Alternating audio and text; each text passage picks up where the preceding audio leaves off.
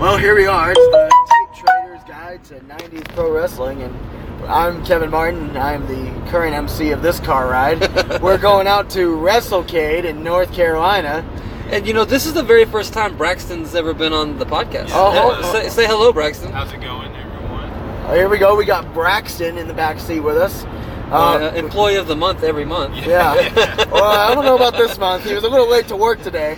Don't put that on my resume. But we're going out to Wrestlecade. Over 125 wrestling stars out there. We got Daphne and Kiera Hogan out there, but Fire and Ice, as you'd like to call it. Yeah.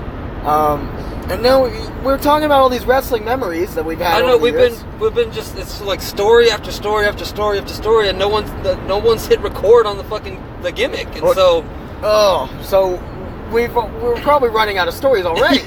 So there's nothing left to talk about. We've talked about everything.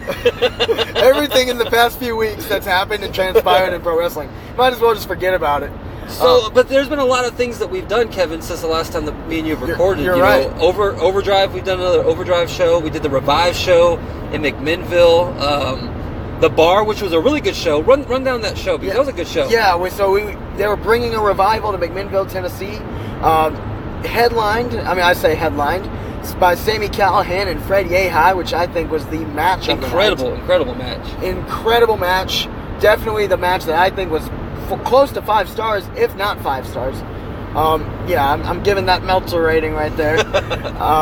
And then, you got a bunch of other stars. James Storm, Jillian Hall was doing a meet and greet. OVE was out there. Duke the Dumpster Droese. Duke the Dumpster Droese, one of our favorite WWF wrestler from the 90s.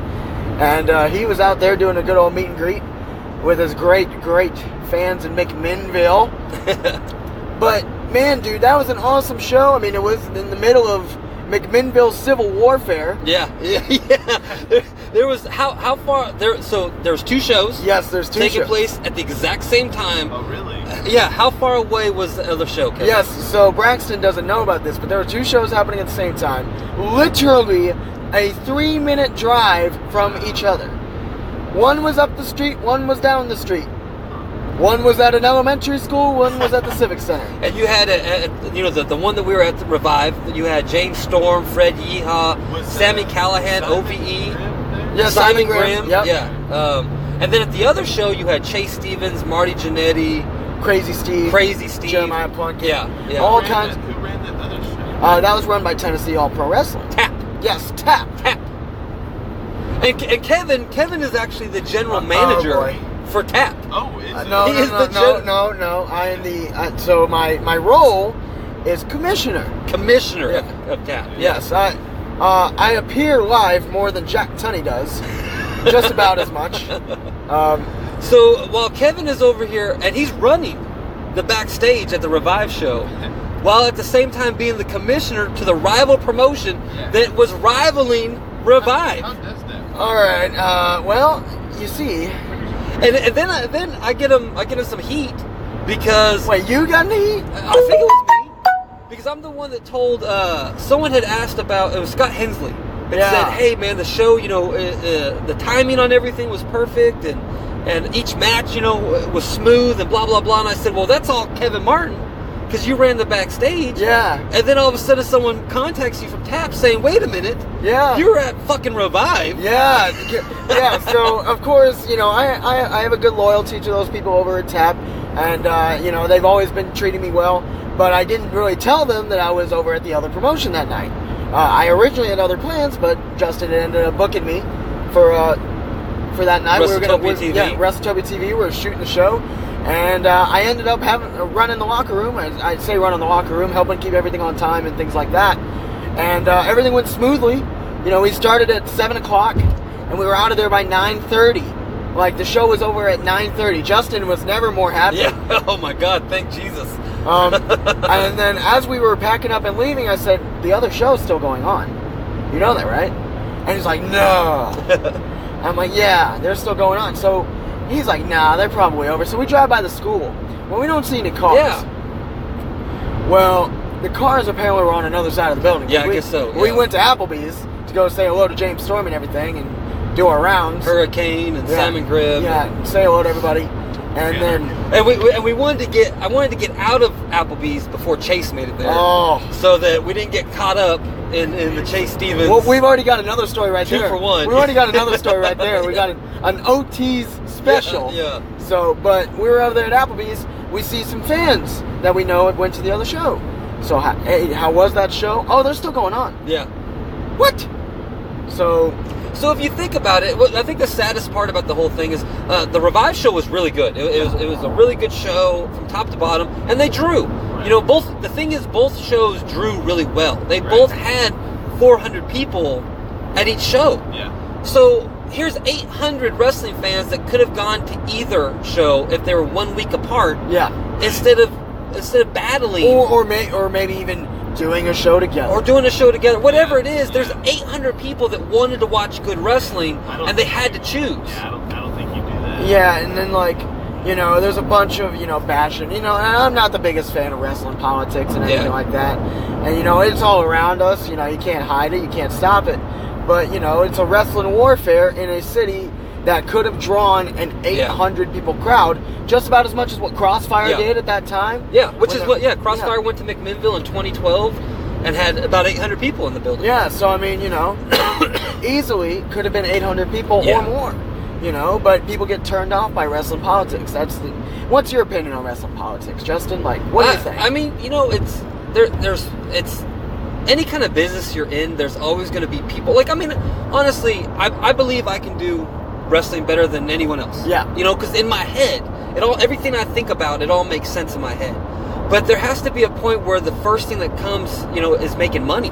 Yeah. And I think there's so many people out there that are so fucking consumed with being better or proving a point or just, I don't know, there's people out there that are just active and they lose money to try and hurt someone else, and none of that shit makes sense to me. It just, at the end of the day, man, let's make money. I love wrestling. Yeah. And in order for me to continue to be a part of wrestling, I have to be able to pay my bills. Right. So wrestling isn't like a joke to me. It's not like, I make $800 at McDonald's every month, and so let me take $810 and have a wrestling show. Like, it's got to be more serious than that. And when you can see something like Revive put their show on first. Yeah. And they promoted their show, they announced their show, and so in my opinion, bad form on tap. Yeah. For booking a show 3 miles down the road. Yeah. Against them, because that's absolutely. not right. Yeah. I mean, like I said, great loyalty to Tap because they've always done well by me, but that was definitely not my most favorite move that they've ever done. I mean, just to try and get back at somebody, and that's just at any other promotion too. Calling buildings, trying to get people to take out the show. All kinds of shit. Like, it's not 1987. Everyone should try and draw the best they can and worry about their own shit, not anyone else's. Yeah, it's like you're not fighting over territories anymore. Wrestling is all around us. The consumer is benefiting from the saturation of wrestling in every market because wrestling is growing and growing and growing. Someone's bound to run your territory, guys. Yeah. It's going to happen. Yeah. And no one's going to call you first. Yeah. Like, freaking, how many shows have been in the fairgrounds for the past year, like just this year alone? Yeah. And so I think that's a good point. Think about the fairgrounds. At one time, it was a Nick Goulas territory. Then it changed over to Jaret Jarrett, and no one else drew there. No one else ran there. Yeah. Then in the later days in the '90s, you had Burt Prentice, and Burt Prentice pretty much had a stranglehold on the fairgrounds for years and years and years and years and years. Then Crossfire comes along. Yeah. Crossfire is the only one that's running there. But over the last 3 years, there's been 7, 8 different companies that have gone in and ran that building? Yeah. Because it's no one's building. Yeah. Nobody owns it, and so why are we still having the wrestling promoters have this mentality that like, oh, well, I run in Nashville, Tennessee, so anyone else that comes into Nashville has to ask my permission first, and if they don't, then I'm going to try and hurt them and hurt. Why? I think even if you do own a building in Nashville, no one's going to call you up and be like, hey, can you mind if I run at the fairgrounds? Right. I mean, it's just not. And the better that Promotion X does, the better product they put on, and the more fans that come and enjoy that product. Promotion Y has the ability to have newer fans and more fans, and Like, we should all just be worrying about promoting and doing a good show. Right, and that's really what it should be about. Make fucking money. Yeah, making fucking money. Making fucking money. Which is what we're trying to do on our drive right now to fucking Wrestlecade. By the way, you can always support Wrestletopia TV. You know, Wrestletopia.tv.pivotshare.com. Help us make more money. And if you don't want to give us any money, you want to just try us out first, you can also listen to our podcast as you are right now. Or if you are a member of High Spots Network. Yes. You can see all Wrestletopia TV on High Spots Network. Yes, absolutely. So then you can just subscribe to us. So, Braxton, since this is your first time on the podcast, kind of run down your history. Let's talk about how we first met. So I'm wanting to get more into to indie wrestling, and so I'm scrolling through Facebook, and I see an ad of sorts, or a post from Leah, the bail bonds lady, the Bond girl, yes, from old Grumpy's Bail Bonds, and she's got this post. She's saying, "Hey, I'm looking for people to help run this wrestling show." Now, me growing up, a huge wrestling fan. I'm in college. I'm like, yeah, let me just shoot her a message and see. The post is a little bit older. I wasn't just the first one to comment or anything like that. But I was like, I'll just give it a shot. So I sent her a message, and a couple days later, I'm at the movie theater.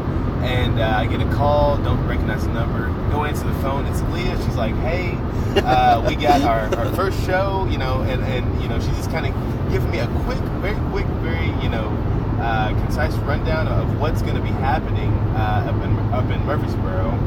And so I'm like, yeah, I'm just like, yeah, let's do it. So it was a couple weeks away, I guess, and, the night came, I believe it was Thursday.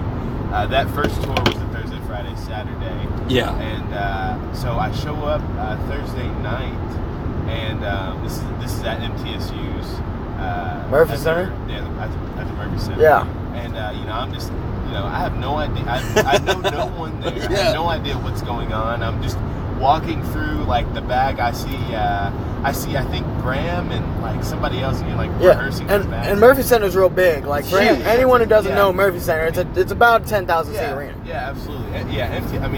The basketball team plays there, and the basketball team's been outstanding these past couple of years. Oh, okay. Way to put over the school, buddy. Yeah.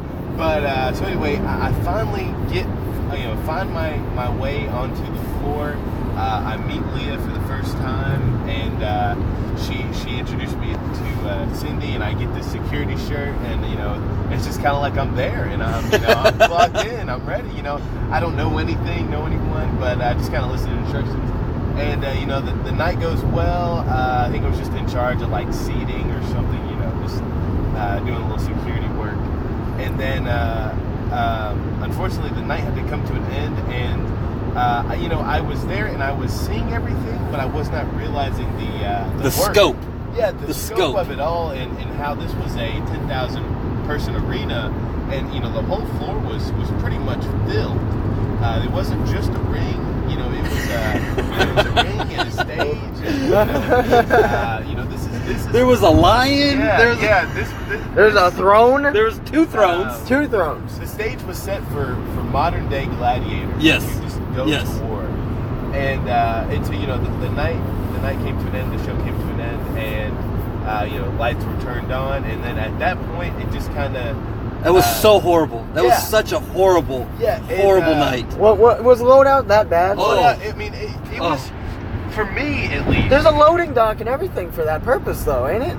But there was just so much stuff, and no one had ever put it away before. So we're all learning how to wait. So you guys never actually loaded the truck? Like I said, this was my first time meeting anyone. I didn't know what the heck was going on, and I wasn't a part of the Loadout build. The build. Yeah. So this is my first time seeing any of that. I had no idea where anything went. Everything maybe had a box, maybe it didn't. Maybe we were just carrying these plastic pillars to a box. Whoa. Those aren't plastic pillars. Those are stone, carved from stone. But the thing is Leah owned all the chairs. Yeah. She owned all the lighting rigs. She owned everything. There was nothing that we could just leave to the people. They were cleaning up the seats, the actual. And so they're figuring out how to load the trucks as we're bringing stuff out. So the show might have got over at 9:30, 10 o'clock. So that's when that's when it all begins. When we started doing this. Yes. So I mean, and I believe Justin and I met that night. We were just, I mean, it was just kind of like we were just lifting this heavy stuff, moving this, pushing this, and we're just kind of cracking jokes of how miserable it all is. And the thing is, Bandana hadn't joined the group yet. Oh. So it was me and Braxton. And the reason why me and Braxton, I think, started getting along was because the two of us were physically able to do shit. Does that make sense? What? We are I mean, neither one of us are Supermen, but we are physically healthy. Yeah. We were there with like Kenneth. Oh. And Kenneth had this friend who I don't want to, and I am not trying to disrespect anybody, but I'm just saying, like, the other people that were there were not physically able. They had not built I mean, because like we said, like, Leah had never met me. She didn't really know what she was getting with me. I had just sent her a message on Facebook, so if that kind of gives you an idea. She hired people she didn't know who the fuck we were. Yeah, and people were just kind of getting this job. And I mean, just I believe that night there was that one dude, I cannot remember his name, but he was like, hey, I want this thing from your table that you had set up, and he was like, yeah, I'll pay you back for it. Oh yeah, that was the fucking. There was this one jabroni, Wild Man or something? The Wild Man, yeah. This fucking dude who like just wanted to like walk around and hang out, didn't want to help. They actually asked him to leave, didn't they? They did, and this was after he had just absolutely begged Chase to powerbomb him. What? And, and I'm telling you, I mean, just Chase almost put him through that ring, dude. Like, what? Someone asked Chase to powerbomb. Yes, and I mean, it was. I know our JD Sloan here and Johnny Bandana had the best AWA tag team match ever, but what? It was just kind of not very organized, and it was they just didn't really know who was there. So how long did So we finished up around 4:30 a.m. What? Yeah. And the thing about it is that we all, I can't remember the location of the next show, but like we said, it was a 3-day tour, so we got somewhere. I want to say maybe. I know Springfield was on the tour a lot. I don't remember. It might have been Springfield. It might have been Murfreesboro to Springfield, which is what, an hour and a half?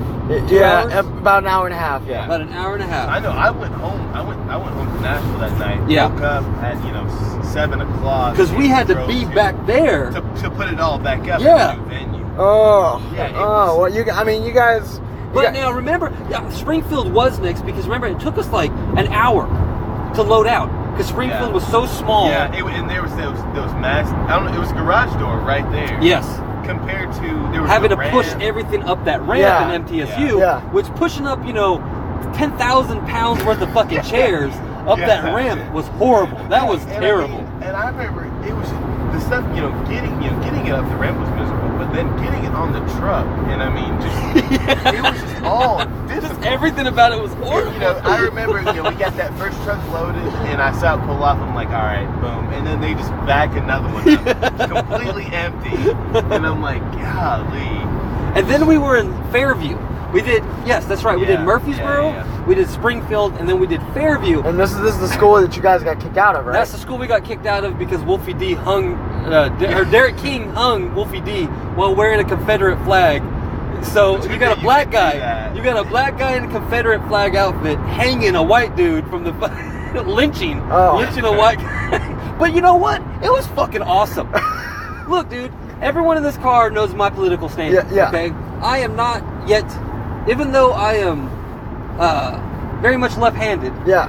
I am not one that gets offended real easy, and in the context of entertainment, I'm even less offended than normal. Yeah. And I will say that the fucking crowd was hot for that lynching. I mean, they were. Derek King turned heel. Yeah. With Tracy Smothers. Okay.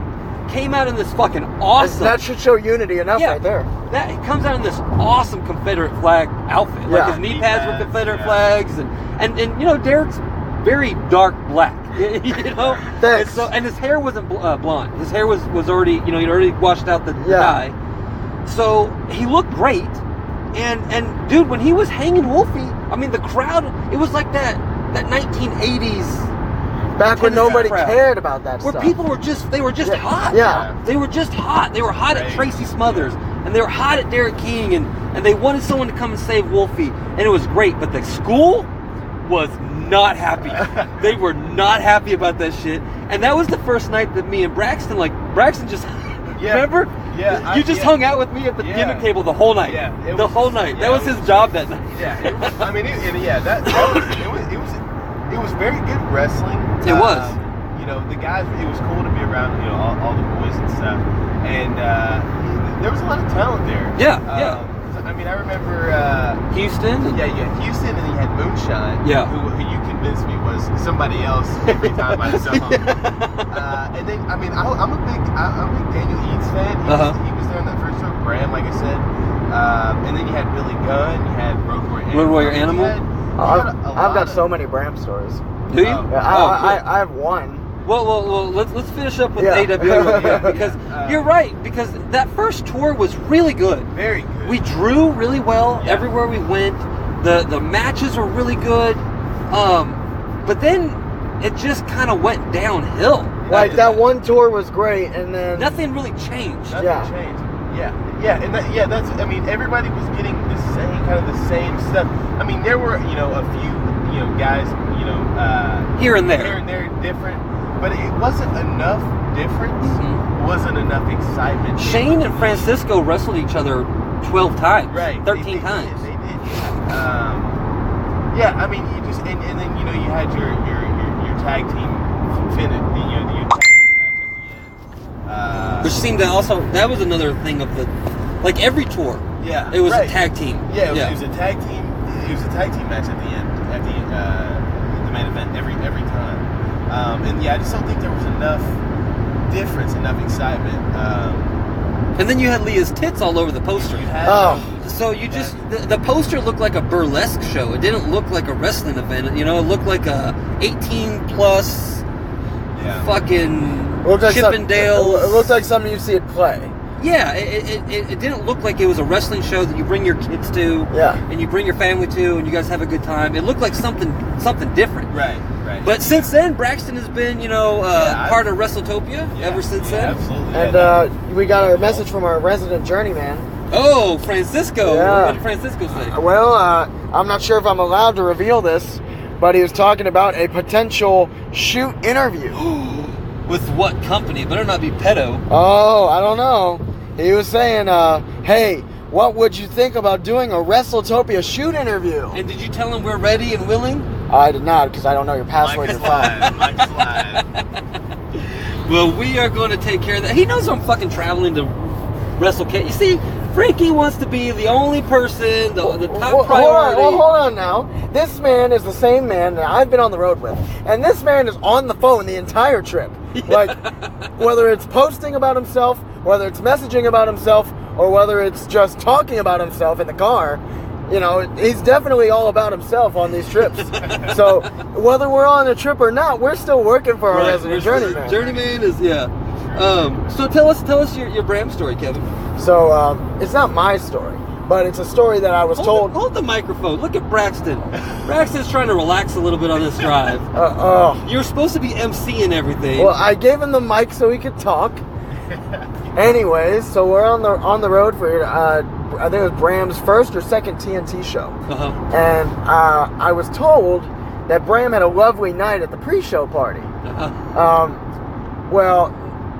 So they have the PreShow Party and everything. TNT takes care of their wrestlers. They have a hotel reserved for them and everything.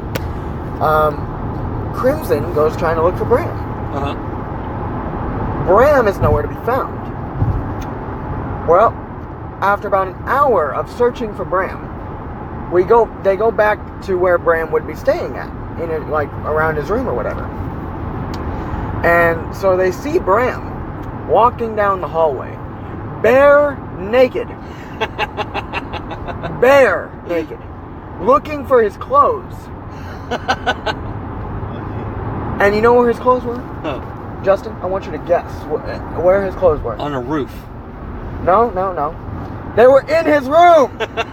So he left the room naked.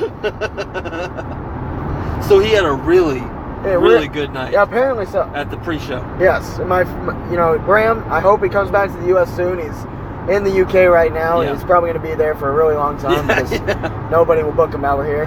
But I hope to see him soon. He's a really nice guy. He's fun to party with, fun to hang around. Really, just nice guy in general. Yeah. And cool. I mean, cool wrestler. So we got Wrestlecade. We're on our way. It's Friday. If you're listening to this, I don't know when the fuck you're going to listen. I don't know when I'm going to upload it, so I don't know when people are listening to it. We might do a compilation. Well, I'm sure we're going to record quite a bit. Yeah. It's Friday. We're on our way to Wrestlecade. Tomorrow is the Fan Fest, and then Sunday we'll be driving back. So what do we have coming up after? Because every weekend there's something. Yeah, and like Justin, you only have one free weekend in the month of December. One free Saturday. One free Saturday. Oh, one free Saturday, yes. One free Saturday. So we're looking at the calendar right now. Next week is... Marty Jannetty? Yes, we have Marty Jannetty live at the New South Arena in Franklin, Kentucky. Oh, boy. Oh, it's going to be rocking all night long. Marty is also doing... an informational seminar. Explain what an informational... Well, you see, due to the rules of the Kentucky Boxing and Wrestling Commission, he cannot do anything physical in the ring.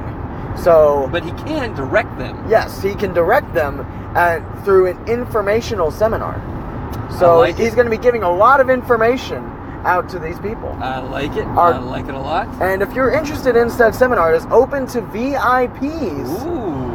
If you're interested in paying to see Marty Jannetty direct a seminar and see how that all works, because there's a whole intricacy in putting together professional wrestling entertainment. So if you want to see what that's like and how you can see the stars of tomorrow become even better learning from a guy like Marty Jannetty, it's only $30. Ooh, honestly, that is not a bad price. And then you might get to learn something too. Yeah. But yes. So I know Jannetty teaches good stuff. Yes. So if you do want to see that, we got a big doubleheader weekend with New South Championship Wrestling. We got a big show that Friday night. It's the Fall Brawl. We got Marty Jannetty out there rocking all night long. You're going to see the New South Heavyweight Champion, the Natural Chase Stevens. And the Alliance Champion is LT Falk. Yes. A lot has happened at New South. Yes. Over the last 3 or 4 shows. In Franklin, Kentucky. Yes, Franklin, Kentucky, 512 West Madison Street. The first and third Friday of every month. Yes. So make sure you come on out. First and third Friday of every month. You can check out Wrestletopia TV on YouTube, and you can also check out Wrestletopia on Facebook. Clips and matches are consistently uploaded. Pretty soon we'll have the full YouTube show will be formatted and rocking ready to and go. rolling. Yeah. We've already been in talks with good old James Carver. He's already been rocking and rolling. The beneficiary.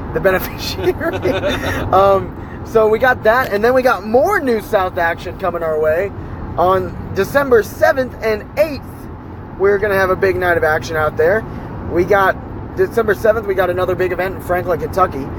But then December 8th, you keep mistaking this for the 9th. I know. For some reason, the 9th is stuck on my brain. December 8th, we have the Nashville Comic-Con, or Comic and Toy Con. That's right. It is I think it's the 25th anniversary of that event. Yeah. So we're going to be rocking and rolling over there. We got Kiera Hogan, the girl on fire. So if you're not going to be at Wrestlecade, you have a chance to see her in Nashville at the Nashville Comic and Toy Con. And who else is going to be there? Crimson's going to be there. The original Midnight Express with Jim Cornette. So make sure you come on out to the Nashville Comic and Toy Con. If you're a fan of professional wrestling, if you're a fan of toys, if you're a fan of vintage comics, come on out to that event December the 8th. December the 8th. It's happening all day at the Nashville Fairgrounds. And then that evening... Yes, that evening we are hitting the road again. You have a shoot job that day too. But then after the Comic-Con, we are going to Bowling Green, Kentucky for the AWA New South Toys for Tots event. So for more information on that event, you go over to facebook.com/NSC Wrestling, or you can look up New South Championship Wrestling on Facebook if you're on your mobile device. Yes. And there is a chance, we'll find out today, but there is a chance that Kiera Hogan may be making an appearance. You mean the girl on fire is going to melt the ice? She may be making an appearance that night as well in Bowling Green, Kentucky. Holy cow. It's going to be a big night. Make sure you come on out December 7th and 8th. And last but not least, December 15th. Saturday night, December 15th, we're going to get a little psycho because Psycho Sid Vicious is coming to Christmas for Kids. It's the 7th annual charity event And we're benefiting the Christmas for Kids, actually. The Christmas for Kids program based out of Hendersonville. They got a big bus program where they take them on a whole tour and everything. They've got concerts happening at the Grand Ole Opry. Handing out free toys to the kids. And kids 10 and under are free to that event. You can get tickets right now at ProWrestlingENT.com. You're going to see all kinds of great stars. You're going to see the crowning of the inaugural Pro Wrestling Entertainment Champion in a huge, huge tournament that's star-studded, to say the least. Damian Wayne, Derek Neal, Christian James, Doug Gilbert. Doug Gilbert's going to be in action. We got Teddy King. Josephus versus LT Fox in a cage? Wait, you mean the 16-foot-high, solid steel cage is coming back to the Portland, Tennessee. With the mysterious Josephus Brodie from the NWA. Yeah, Josephus, one can only imagine what he's got up his sleeve. Sadistic, crazy, wild madman. But he's intuitive. Oh, that's true. Book smart. Yes. Very intuitive. A wild man? That's very book smart. He's got a spiritual advisor now. He's not exactly as wild. Hollywood, right? No, Hollywood's not the spiritual advisor. Oh. But she is a part of the kingdom of Josephus. Oh. The kingdom comes. Thy kingdom come. And then usually where LT is, his dad, boy toy Tony Falk, usually makes an appearance every year. Tony Falk. Yeah. Tony Falk. A true Memphis legend. That's right. And I heard, Justin, listen. Yes, okay, yes. I heard Santa Claus is going to be there. No way. I have been waiting my entire life to meet Santa Claus. Santa Claus is coming. My whole life. Last year, I thought it was Santa, but it was Tony Falk. Tony Falk. He faked me out. I want to meet Santa Claus so bad. We the real Santa Claus is coming December the 15th. Make sure you get your tickets to go see Psycho Sid Vicious and Santa Claus. And then I'm off. You're off. The next week. But then we got AWA New South's doing a big doubleheader weekend. Winter Friday Wars. Night. Yeah. And they got a big night With Friday Dutch night Mantel. in Franklin, Kentucky. And then Saturday night in Harding, Kentucky. But both of those events, you will get to see WWE legend, Memphis wrestling legend, Dirty Dutch Mantel, formerly known as Zeb Coulter, for those of you who are fans of the WWE. You're going to see Dirty Dutch Mantel. One can only imagine what he's going to get into. I mean, it's Dutch Mantel. We the people. We the people. So you, the people, need to come on out to all these great events. I will be there Friday night in Franklin. I won't be there Saturday in you got to have one night. I will spend the day with my wife and my kids and just relax. Because then right after that, we got to celebrate Eric Andrews' New Year's Bash. New Year's Bash? Not birthday bash. Not a birthday bash. Not a birthday bash. You and James Carver. James Carver's the one running the event, and he messes it up too. Not a birthday bash. It is the Year of the Dragon. It is the Year of the Dragon. Eric Andrews' New Year's Bash, headlined by WWE, NXT, Impact star, the Cowboy, James Storm. Well, you're stretching on that sell job right there. Hey man, we got to put it over, man. Promote. Hey, James is the last couple of shows I've done with James. He's in fucking phenomenal shape. I mean, looks like $1 million, and I think his work rate, his workload. I mean, it's like young James Storm. Yeah. He's James Storm, man. He's going better than he ever has, in my honest opinion. Right now, he's in his prime. If you really think about it, he says himself that this is his prime. Yeah. So I mean, it's just the whole rest of the year is just jam packed, and then January we're jam packed again. I've got a show coming up in January with Ox Harley in Rockwood, Tennessee, and MSWA. We've got the Impact tapings that we'll be working at. Me, you, and Braxton doesn't want to be a part of this shit, So, Braxton says he might not be back in time for it. Might not be back in town. Then we have the first and third Fridays in New South. You know what I mean? So January is already pretty much full as it is. And the whole 2019. I mean, we've got conventions coming out the ass. We got WrestleMania week. WrestleTopia will be at WrestleCon, and we'll be at what's the other one, Kevin? Mark Out at the Meadowlands. We have Heroes and Legends coming in the spring. We have Richmond, Virginia coming in May. So it's just, things are just, I mean, it's never, I might get divorced in 2019. I don't know. I mean, there's a possibility. I don't think your wife's going to be happy with as much as you're going to be gone. I mean, you know, we already knew that this thing was going to spiral out of control. Right. But didn't think it was going to spiral this far out of control. Right. So quickly, so fast. I mean, look, because remember, we started Wrestletopia TV not too long ago.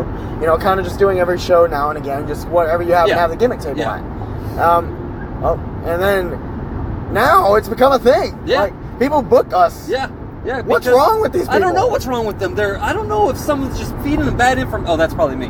What do you mean feeding them bad information? Well, I always learn that you just agree to whatever, and then you learn how to do it after you get paid. So wait a minute. You mean to tell me that I could have had a weekend off with my mama? Oh yeah, you could have spent time with the mom. Yeah, definitely with the family. But no, I'm not gonna allow that to happen. Well, here it is, ladies and gentlemen.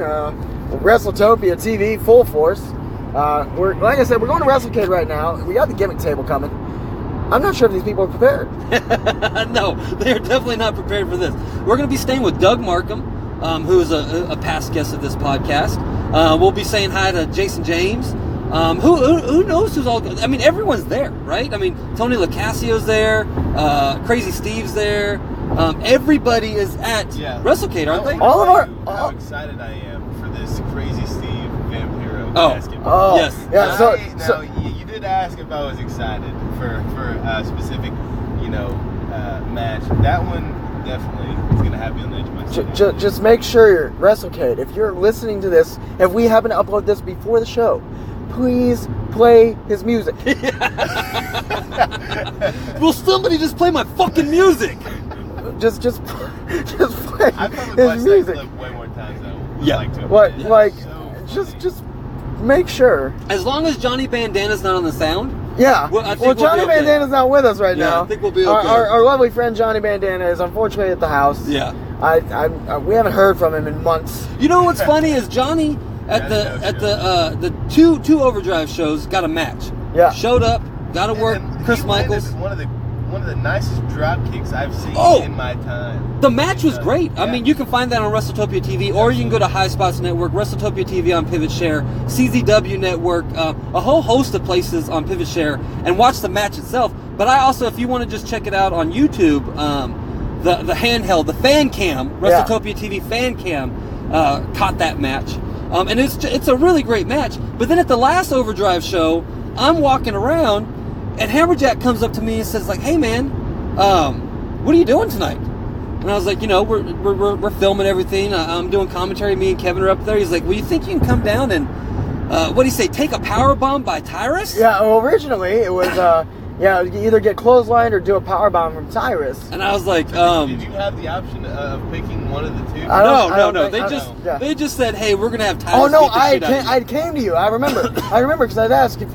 Are you cool with taking a bump tonight? And I was like, sure, I mean, that's not that. And then I'm thinking, like, fucking Tyrus, like, oh, this is gonna really suck. 6'4", 350 he's a big dude. Yeah. He's a big boy. Yeah. I was like, boy, this is really gonna suck, And so I landed up being part of the Robert Strauss brand's personal security for the evening. Yes. To just ensure the safety of my client, Robert Strauss. The man bun security. The man bun security. My bun was looking beautiful and full and luscious. My hair is shiny and sparkly and everything you want a 30-plus-year-old's hair to be. I'm not missing any.